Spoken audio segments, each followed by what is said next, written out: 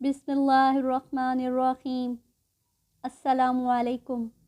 सीरतुन्नबी बाब 106।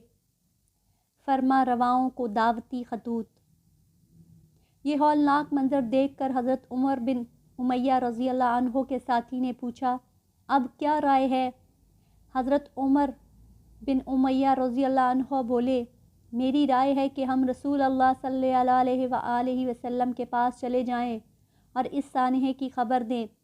उस पर उनके साथी ने फरमाया, मगर जिस जगह मुंज़र बिन उमरू रज़ियल्लाहु अन्हु जैसा आदमी शहीद हो चुका है, मैं वहाँ से अपनी जान बचा कर नहीं जाऊँगा। अच्छी बात है, मैं भी तैयार हूँ। अब दोनों ने तलवारें सौंत लीं, दुश्मन को ललकारा और उनसे जंग शुरू कर दी। आखिरकार हज़रत उमरू बिन उमैया रज़ियल्लाहु अन्हु गिरफ़्तार हो गए, जबकि उनके साथी सहाबी शहीद हो गए। आमिर बिन तुफ़ैल की माँ ने एक ग़ुलाम आज़ाद करने की मन्नत मान रखी थी। उसने अपनी माँ की मन्नत पूरी करने की खातिर उमरू बिन उमैया रज़ियल्लाहु अन्हु को आज़ाद कर दिया। ये हज़रत सल्लल्लाहु अलैहि वसल्लम की खिदमत में हाजिर हुए और सारा वाक़या सुनाया। आप सल्लल्लाहु अलैहि वसल्लम को बहुत रंज हुआ। सारे सहाबा गमगीन हो गए। उसके बाद हज़रत सल्लल्लाहु अलैहि वसल्लम ने आमिर बिन तुफ़ैल के लिए बद्दुआ की। बद्दुआ के नतीजे में वो ताउन के मर्ज़ में मुब्तला होकर हलाक हो गया। बरे माऊना की लड़ाई में ख़ास बात यह है कि इन शहीद होने वाले सहाबा में हज़रत आमिर बिन फ़हीरा रज़ियल्लाहु अन्हु भी थे। जब ये शहीद हुए तो अल्लाह ताला ने उनकी नाश को ऊपर उठा लिया। उनकी लाश पर ज़मीन पर उतार दी गई। उन्हें कत्ल होने वालों में तलाश किया गया, लेकिन लाश ना मिली। ये बात सुनकर हज़रत सल्लल्लाहु अलैहि वसल्लम ने फरमाया, आमिर बिन फ़हीरा की लाश को फ़रिश्तों ने दफन किया है। हज़रत सल्लल्लाहु अलैहि वसल्लम को इस वाक़े से इतना सदमा हुआ था कि मुसलसल 1 माह तक सुबह की नमाज में दुआए कनूत नाज़ला फरमाते रहे और बर्राए माऊना पर शहीद किए जाने वाले सहाबा के कातिलों के हक़ में बद्दुआ करते रहे। इसी तरह हज़रत सल्लल्लाहु अलैहि वसल्लम वाक़या रजी के कातिलों के हक़ में भी बद्दुआ फरमाते रहे।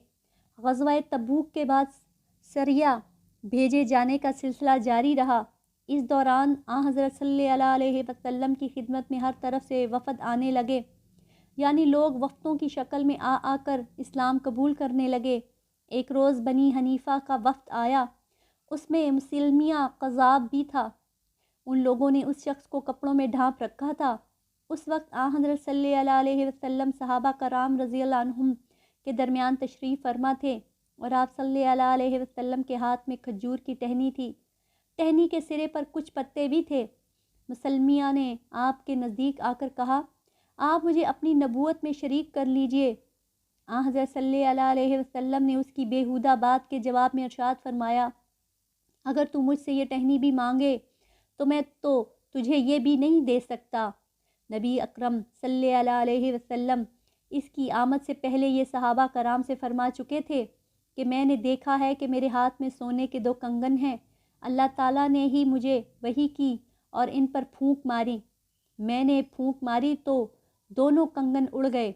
उससे मैंने ये ताबीर ली कि वो 2 कज़्ज़ाब यानी झूठे नबी ज़ाहिर होने वाले हैं।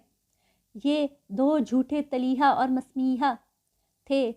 तलीहा तो यमन के शहर सनाह का रहने वाला था और मुसलमिया उमामा का। दोनों ने हजूर सल्लल्लाहु अलैहि वसल्लम की ज़िंदगी मुबारक ही में नबूवत का झूठा दावा कर दिया था। उस वक्त यही मुसलमिया आया था। वापस अपने लोगों में जाकर उसने ये बात उड़ा दी कि मोहम्मद सल्लल्लाहु अलैहि वसल्लम ने मुझे नबूवत में हिस्सेदार बना लिया है। फिर ये कुरान करीम की आयत की नकाली में ऊट पटांग किस्म के अरबी जुमले बोलने लगा और लोगों से कहने लगा कि मुझ पर ये वही आई है। अपनी उल्टी सीधी करामात दिखाने लगा, फ़र्ज़ी मौजज़ात दिखाने लगा। इस तरह लोग इसके गिर्द जमा होने लगे। इस रूह सयाह ने हज़रत सल्लल्लाहु अलैहि वसल्लम को एक ख़त भी लिखा था। उसमें लिखा, मुझे आपकी नबूवत में शरीक कर लिया गया है। हम दोनों आधे आधे के मालिक हैं, मगर कुरैश के लोग इंसाफ पसंद नहीं हैं। हज़रत सल्लल्लाहु अलैहि वसल्लम ने उसके जवाब में ये ख़त लिखवाया, बिस्मिल्लाहिर्रहमानिर्रहीम। ये ख़त मोहम्मद सल्लल्लाहु अलैहि वसल्लम की तरफ से مسلمیہ قذاب کے نام ہے۔ سلامتی ہو اس پر جس نے ہدایت اور سیدھے راستے کی پیروی کی۔ اما بعد، یہ روئے زمین اللہ کی مالک ہے، وہ اپنے بندوں میں جسے چاہے اس کا وارث بنا دے۔ در حقیقت بہتر انجام تو اللہ سے ڈرنے والوں کا ہی ہوتا ہے۔ آپ صلی اللہ علیہ وسلم نے یہ خط 2 قصادوں کے ذریعے بھیجا۔ اس نے خط پڑھ کر ان دونوں سے کہا، کیا تم بھی وہی بات کہتے ہو جو انہوں نے لکھا ہے؟ جواب میں دونوں قاصدوں نے فرمایا، ہاں ہم بھی یہی کہتے ہیں۔ اس پر اس نے کہا، اگر قاصدوں کو قتل کرنا دستور کے خلاف نہ ہوتا تو میں تمہاری گردنیں مار دیتا۔ اس جھوٹے کے خلاف حضرت ابو بکر صدیق رضی اللہ عنہ کے دور میں جنگ لڑی گئی۔ اس جنگ کو جنگ یمامہ کہتے ہیں۔ اس میں مسلمیہ قذاب حضرت وحشی بن حرب رضی اللہ عنہ کے ہاتھوں مارا گیا تھا۔ حضرت وحشی رضی اللہ عنہ وہ ہیں جن کے ہاتھوں غزوہ احد میں حضرت حمزہ رضی اللہ عنہ شہید ہوئے تھے، بعد میں مسلمان ہو گئے۔ حضور نبی کریم صلی اللہ علیہ وسلم نے دنیا کے بادشاہوں کے نام خطوط لکھوائے اور ان خطوط میں ان بادشاہوں کو اسلام کی دعوت دی۔ روم کے بادشاہ ہرقل کو بھی خط لکھوایا۔ یہ خط حضرت دہیہ کلبی رضی اللہ عنہ لے کر گئے۔ روم کے بادشاہ خود کو کیسر کہلواتے تھے۔ کیسر نے آپ صلی اللہ علیہ وآلہ وسلم کے خط کا احترام کیا، لیکن ایمان لانا اس کے مقدر میں نہیں تھا۔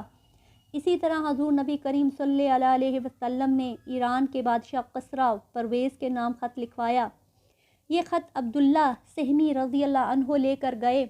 اس نے خط سننے سے پہلے ہی اسے چاک کرنے کا حکم دیا۔ اس کے حکم پر حضرت صلی اللہ علیہ وآلہ وسلم کا خط پھاڑ کر دیا گیا۔ اس نے اپنے دربار سے قاصد کو بھی نکال دیا۔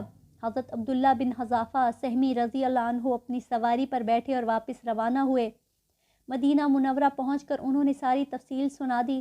یہ سن کر حضرت صلی اللہ علیہ وسلم نے ارشاد فرمایا، قسرا کی حکومت ٹکڑے ٹکڑے ہو گئی۔ ادھر قسرا پرویز نے اپنے یمن کے حاکم کو لکھا، مجھے معلوم ہوا ہے کہ قریش کے ایک شخص نے نبوت کا دعویٰ کیا ہے، تم فوراً اسے گرفتار کر کے میرے پاس بھیج دو۔ یمن کے گورنر بازان نے 2 آدمی بھیج دیے۔ دونوں مدینہ پہنچ کر حضرت صلی اللہ علیہ وسلم کی خدمت میں حاضر ہوئے۔ ان کی داڑھیاں منڈھی ہوئیں اور مونچھیں بڑی ہوئی تھی۔ حضرت صلی اللہ علیہ وسلم نے ان کے حلیے دیکھ کر فرمایا، تمہارا برا ہو، یہ تم نے اپنے چہرے کیسے بنا رکھے ہیں؟ تمہیں ایسا حلیہ اختیار کرنے کا حکم کس نے دیا؟ جواب میں وہ بولے، ہمارے پروردگار قسرا نے۔ حضرت صلی اللہ علیہ وسلم نے یہ سن کر ارشاد فرمایا، اب جاؤ اور کل میرے پاس آنا۔ دونوں چلے گئے۔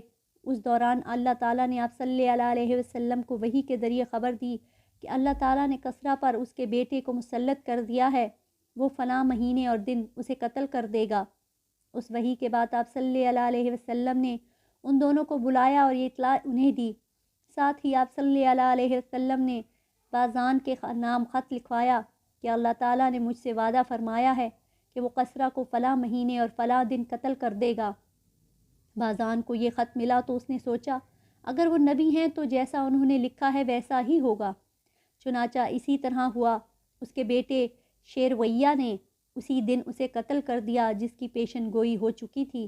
بازان کو جب یہ اطلاع ملی تو اس نے فوراً حضرت صلی اللہ علیہ وسلم کی خدمت میں قاصد بھیجا اور اپنے ساتھیوں کے اسلام قبول کرنے کی اطلاع دی۔ حضرت صلی اللہ علیہ وسلم نے شاہ حبشہ نجاشی کے نام بھی خط لکھوایا۔ نجاشی کے پاس یہ خط پہنچا تو انہوں نے اسے مکتوب مبارک کو آنکھوں سے لگایا، تخت سے اتر کر زمین پر آ بیٹھے اور اسلام قبول کیا۔ پھر ہاتھی دانت کی صندوقچی منگوا کر حضور اکرم صلی اللہ علیہ وسلم کا خط مبارک اس میں ادب سے رکھا۔ اس خط کے ساتھ آپ صلی اللہ علیہ وسلم نے ان کے نام ایک دوسرا خط بھی لکھوایا۔ اس میں آپ صلی اللہ علیہ وسلم نے لکھوایا کہ نجاشی حضرت امیہ رضی اللہ عنہ سے حضرت صلی اللہ علیہ وسلم کا نکاح کر دیں۔ نجاشی نے اس خط کو بھی چوما، آنکھوں سے لگایا اور حکم کی تعمیل کی اور حضرت حبیبہ رضی اللہ عنہا سے حضرت صلی اللہ علیہ وآلہ وسلم کا نکاح پڑھایا۔ یہ دونوں خط حضرت عمرو بن امیہ زمری رضی اللہ عنہ لے کر گئے تھے۔